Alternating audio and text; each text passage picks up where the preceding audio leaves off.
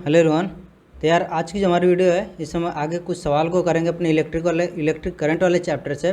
पिछले वीडियो में मैंने आपको बहुत ही इंपॉर्टेंट जो आपके कॉन्सेप्ट होते हैं उनको बताया था और उसमें जो एक सवाल कराया था। तो मैं रिकमेंड करूँगा कि अगर आपने वीडियो नहीं देखी तो ज़रूर से ज़रूर देखिएगा, क्योंकि उसमें जितने भी आपके लगभग इंपॉर्टेंट कॉन्सेप्ट हैं जिनका यूज आप लगभग पूरे चैप्टर में करते हो और पूरा चैप्टर लगभग उन्हीं कॉन्सेप्ट पर है, तो उनको मैंने डिस्कस कर रखा है। तो आप ज़रूर देखना, वीडियो का लिंक मैं डिस्क्रिप्शन में दे दूंगा। ठीक है, अब आज की जो वीडियो इसमें हम आगे का सवाल जो है इसको सॉल्व करेंगे। इसमें क्या है कि ये जो हमारा सर्किट दे रखा है इसमें जो पॉइंट एक्स है और पॉइंट वाई है इनके बीच में जो है वोल्टेज का क्या डिफरेंस होगा ये पूछा है। तो ये सवाल जो है आपके अलग अलग तरीके से पूछ सकता है। ऐसे पूछ सकता है कि यहाँ पर जो है आपका वोल्टेज का डिफरेंस यहाँ पर एक्स और वाई के बीच में पूछा है, एक तो तरीका हो गया। दूसरा तरीका हो सकता है कि वोल्टेज ये जो क्या है ये वोल्ट मीटर, आपका वोल्ट मीटर में कितना डिफ्लेक्शन होगा। ठीक है, डिफ्लेक्शन का मतलब क्या हुआ कि जो भी वोल्ट मीटर होता है वो जो भी पॉइंट से जुड़ा होता है, ठीक है, जो भी पॉइंट से वोल्ट मीटर जुड़ा होता है उनके बीच में जो वोल्टेज का डिफरेंस होता है वही उस वोल्ट मीटर में डिफ्लेक्शन के तौर पे शो करता है। ठीक है, तो यानी कि वोल्टेज में जो भी डिफ्लेक्शन होगा वो वही डिफ्लेक्शन होगा जितना कि उसके दो पॉइंट के बीच में वोल्टेज का डिफरेंस होगा। दूसरा तरीका क्या हो सकता है कि वोल्ट मीटर में क्या रीडिंग शो करेगा। तो ये अलग अलग तरीके हैं आपके, और ये जो है आपका जो भी रीडिंग होता है वो अगेन जो है वही होती है जो कि यहाँ पर पोटेंशियल का डिफरेंस या वोल्टेज का डिफरेंस होता है दो पॉइंट के बीच में।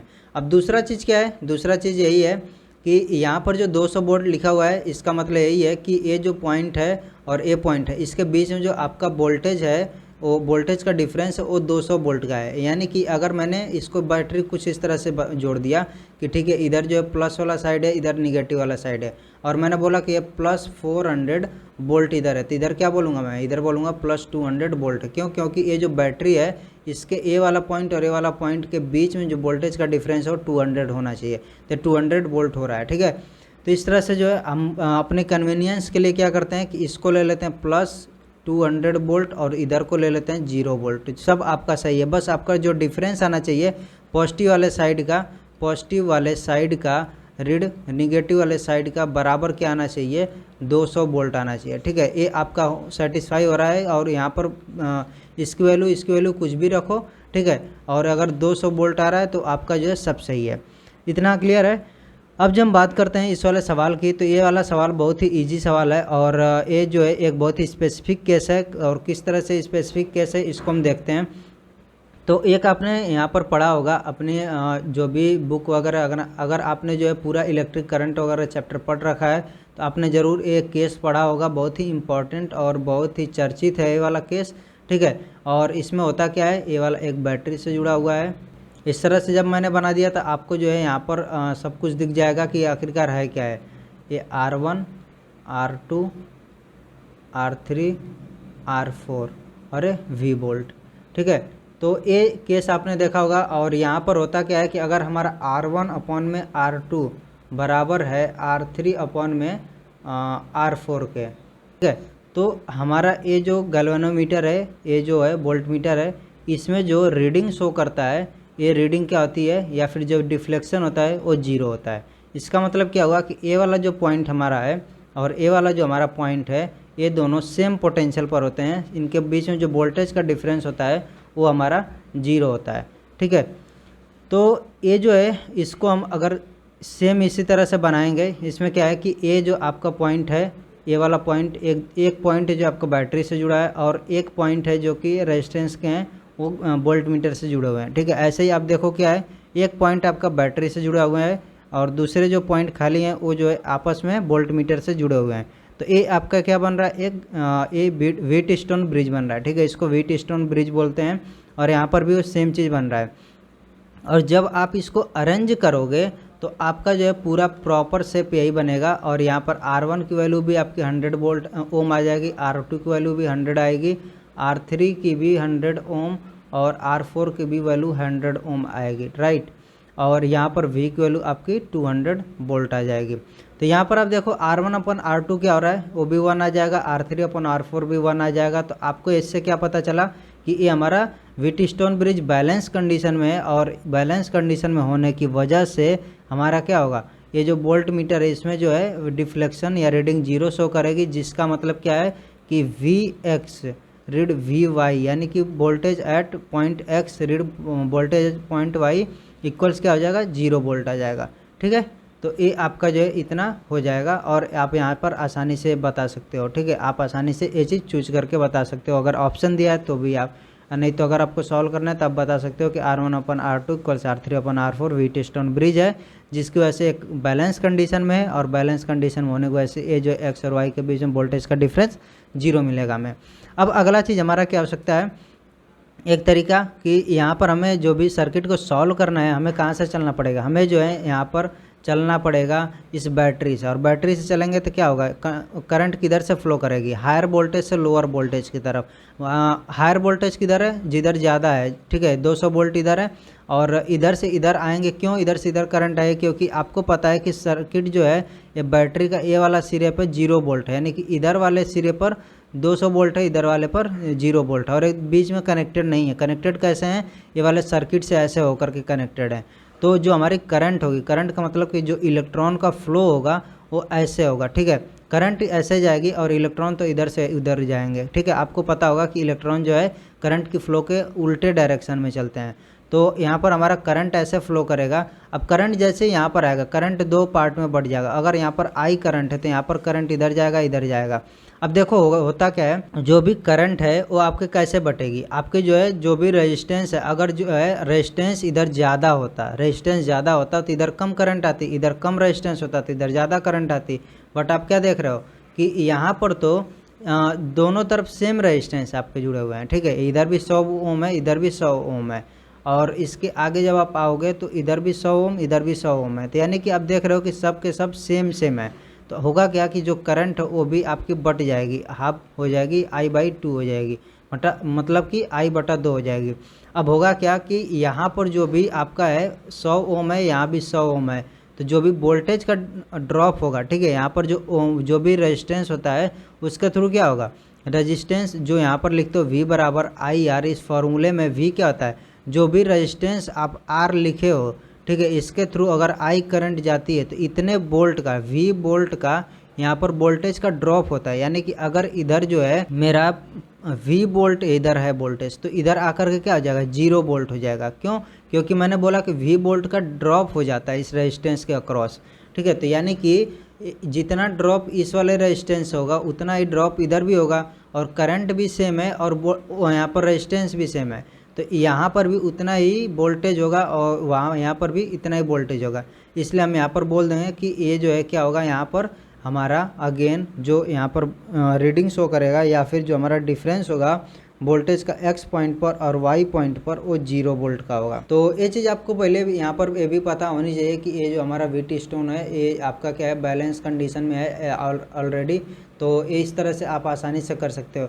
बट एक बार आपको जो है इसका जो डेरिवेशन है वो आपको ज़रूर बुक वगैरह से देख लेना चाहिए, बुक से या गूगल से ज़रूर देख लेना कि कैसे जो है इसका डेरिवेशन किया जाता है, वो भी बहुत इंपॉर्टेंट चीज़ है। इससे आपको और अच्छे से आइडिया लगेगा सारी चीज़ों का। ठीक है, तो ये वाला जो हमारा क्वेश्चन था ये आसानी से सॉल्व हो जाता है इस तरह से।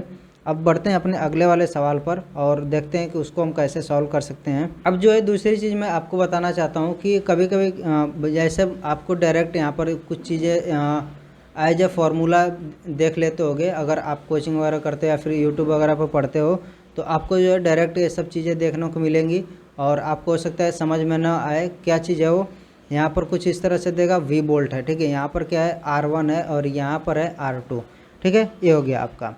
अब जो है यहाँ पर मान लो कि बोल दिया कि इसके अक्रॉस वोल्टेज का ड्रॉप V1 है और इसके अक्रॉस वोल्टेज का ड्रॉप V2 है, और मैंने डायरेक्ट लिख दिया V2 इक्वल्स R2 अपॉन में R1 प्लस R2 इंटू में मैंने कर दिया V कर दिया। तो ये फार्मूला कैसे आ गया, डायरेक्ट कैसे आ जाता है, ठीक है। तो इसको मैं थोड़ा सा और अच्छे तरीके से आपको समझाऊंगा। सबसे पहले आपको क्या समझना पड़ेगा कि जो भी वोल्टेज का ड्रॉप अगर मुझे V1 निकालना है तो V1 निकालने के लिए मुझे क्या करना पड़ेगा कि इस वाले सर्किट से यहाँ से कितनी करंट जा रही है। तो मान लेता हूँ मैं I करंट जा रही है। अब देखो यहाँ पर जो सीरीज में है तो सीरीज में होने की वजह से करंट कहीं और से नहीं जा सकती। करंट जो भी I यहाँ से जाएगी वही तो यहाँ से भी होके जाएगी, वही तो यहाँ से होकर के जाएगी। ठीक है। कुछ लोग बोलेंगे कि क्यों जो है सीरीज में करंट सेम रहती है, तो मैं अब सिंपल सी चीज़ बताता हूँ कि अगर आपके पास जाने के लिए बस एक ही रास्ता है, ठीक है, और मान लो कि 10 लोग को यहाँ से इस वाले पॉइंट से इस वाले पॉइंट पे जाना है, 10 लोग हैं और रास्ता एक ही है, तो 10 लोग हर जगह जो है सेम ही रहेंगे। यहाँ इस पॉइंट पे मैं देखूंगा अगर ये क्रॉस कर गए तो यहाँ पर भी 10 लोग मुझे दिखेंगे, ठीक है। अगर इससे होकर के यहाँ पर पहुँचे हैं तो यहाँ पर भी 10 लोग ही रहे होंगे, यहाँ पर भी 10 लोग ही रहे होंगे। वैसे ही इलेक्ट्रॉन है, ठीक है।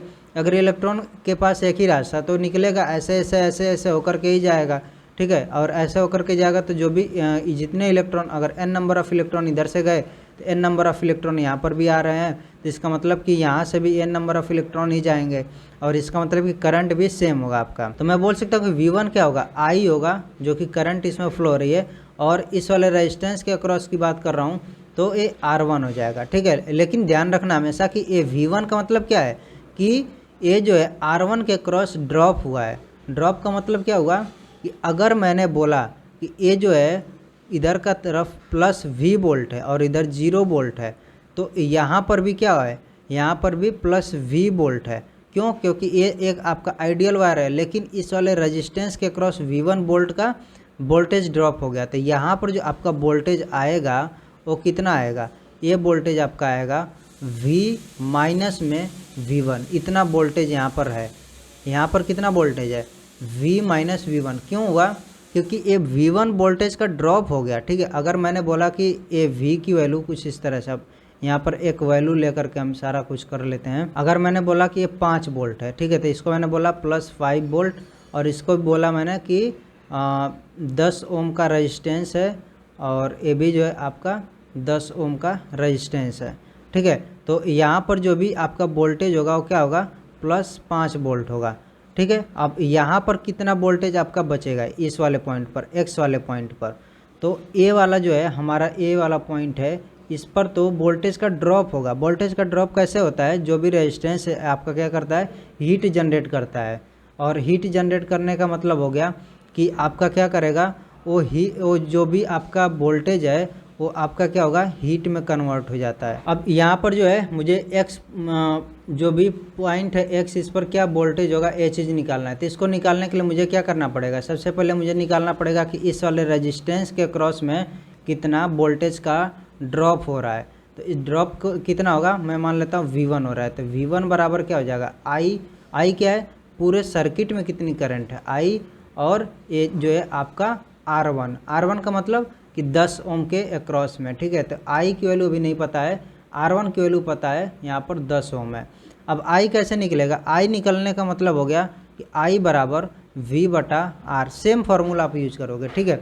अब यहाँ पर जो है कुछ लोग बोलेंगे कि सेम फार्मूले से हम I की वैल्यू कैसे निकालते हैं। तो अब देखो जो I की वैल्यू मैं निकालने वाला हूँ, ये होगा क्या कि आपका जो पूरा सर्किट है, इस पूरे सर्किट में करंट निकालूंगा, ठीक है। यानी कि यहाँ से जो है करंट कितना इधर की तरफ जा रहा है। आप करंट यहाँ पर भी निकाल सकते हो, लेकिन आपको जो है यहाँ पर इसके क्रॉस में वोल्टेज का ड्रॉप पता होना चाहिए। अभी इसकी मैं बात करता हूँ। पहले जो है हम क्या करेंगे, ये निकाल लेते हैं कि ये जो है पूरा सर्किट, इसमें जो है कितना करंट फ्लो हो रही है, कैसे पता चलेगा। तो हमें क्या मिल गया कि यार ये जो है आइडियल वायर है तो यहाँ पर प्लस 5 वोल्ट ही होगा, और ये भी यहाँ से यहाँ तक आइडियल वायर है तो यहाँ पर भी 0 वोल्ट होगा, ठीक है।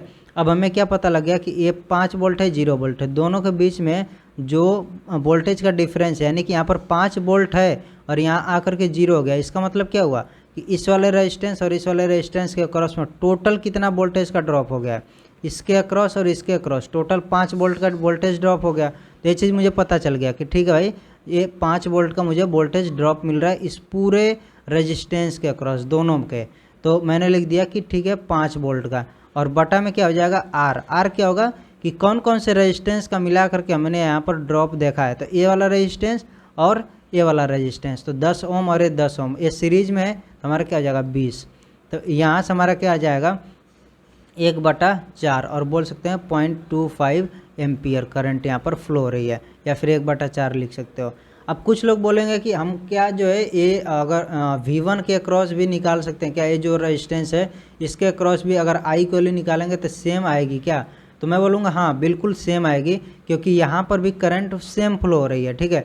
अगर यहाँ पर कोई और सर्किट होता तो ये जो है आपकी वैल्यू अलग हो सकती थी, तब अलग होती, बट यहाँ पर अभी आपका क्या है कि सेम पूरा करंट की वैल्यू है, तो अगर आपका V1 का मान पता लग जाए कि इस वाले जो है रेजिस्टेंस के अक्रॉस में कितना वोल्टेज का ड्रॉप आ रहा है, ठीक है, मेरे जो वर्ड हैं ड्रॉप का इसका मतलब समझना, ठीक है, वोल्टेज का अगर यहाँ पर ड्रॉप V1 आ रहा है तो मैं जो है यहाँ पर निकाल लूँगा कि कितना करंट फ्लो हो रहा है। तो ये चीज़ मैं यहाँ पर निकाल देता हूँ एक बार।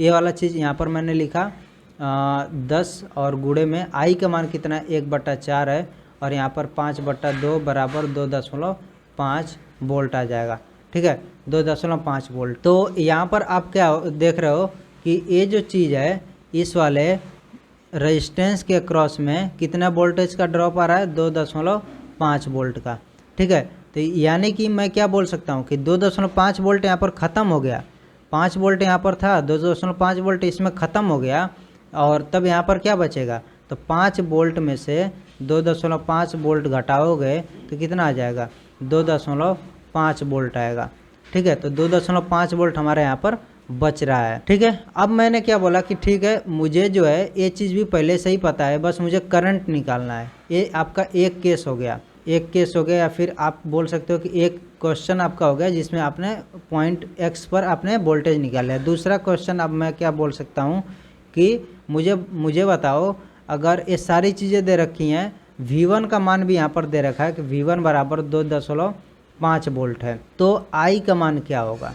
तो I का मान मैं जो है दो तरीक़ों से निकाल सकता हूँ। एक तो है कि भाई पूरा का पूरा आप क्या करो यहाँ पर हाँ, इस सवाल को थोड़ा सा और अच्छा बनाते हैं, और इसमें मैं क्या ऐड करता हूँ, देखो ये सवाल कुछ इस तरह से मैं बनाता हूँ कि ये एक सर्किट है, ये रेजिस्टेंस R है, ये 10 ओम है, इसके अक्रॉस में जो आपका वोल्टेज का ड्रॉप हो रहा है वो हो रहा है 2.5 वोल्ट। ये आपका टोटल 5 वोल्ट का यहाँ पर बैटरी लगा है। तो मैं पूछ सकता हूँ कि R का मान क्या होगा और इसमें करंट क्या होगी। करंट मैं पूरे सर्किट में पूछूं या फिर जो इस वाले रेजिस्टेंस के थ्रू पूछूं, सेम होगा, क्योंकि यहाँ पर जो करंट इधर से आएगी सेम करंट हो यहाँ से भी फ्लो होगी। तो मैं कुछ भी पूछ सकता हूँ कि इस R से होकर के कितना करंट जाएगी या फिर इस रेजिस्टेंस का क्या वैल्यू है, ठीक है।